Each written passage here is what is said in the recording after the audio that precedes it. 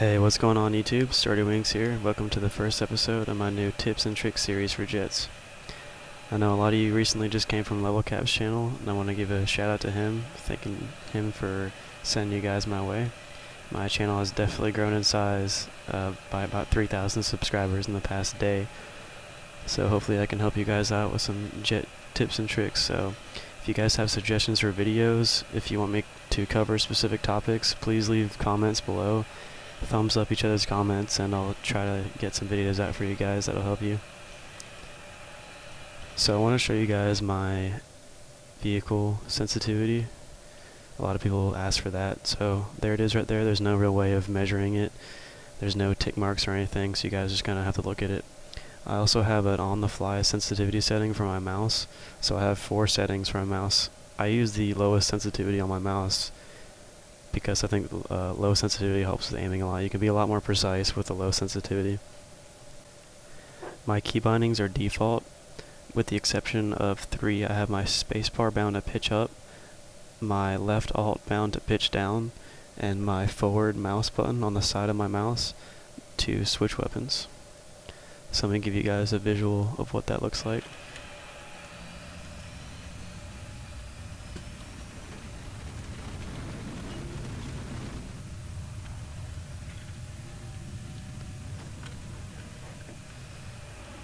Okay, so everything's default. W is accelerate, shift is afterburner, S is brake. My A key is my left rudder, my D key is my right rudder.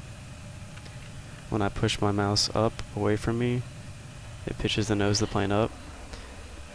When I pull my mouse back towards me, it pitches the plane down. And then if I move my mouse left, rolls left, move my mouse right, rolls right. So those are all the default settings. Now the bindings that are not default, I have my spacebar bound to pitch up.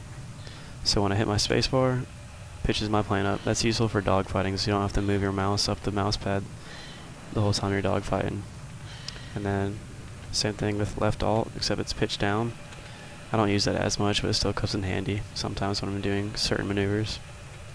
And then the forward button on the side of my mouse is to switch weapons. So I just switch from my gun to my rocket. So that's it for my key bindings. I also want to talk to you guys about loadouts for the jets. I use different loadouts at different times. For the F-35, if I'm playing on Wake Island, I usually start off with air radar, and I'll start off with flares and rocket pods. Now, once we capture the airfield, and we get, say, like D, so we get C and D, so I don't have to worry about their jets and their AA, I'll switch to ECM and guided missile. The reason I do that is because ECM puts out a huge smoke cloud, so when I'm hovering around in the F-35, it hides you from infantry if you need to get away if you're too close to the land.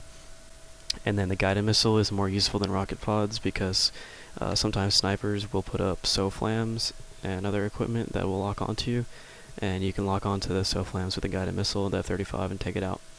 But if I'm just flying around at the beginning of the map, I'll use flares because they're more reliable as far as getting rid of heat seekers, and I'll use rocket pods to make strafing runs on the tanks and the AA.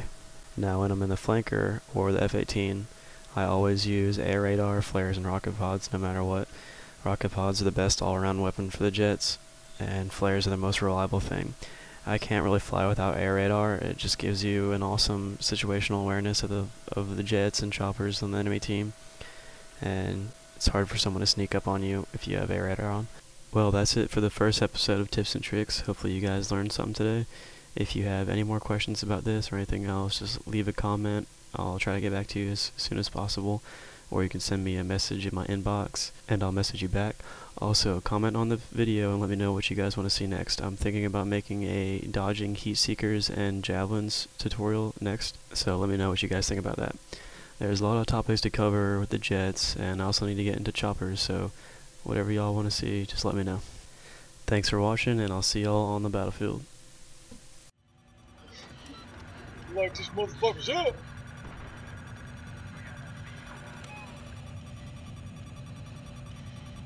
Oh, dude, chopper. We're right here. Ready? 3, 2, 1.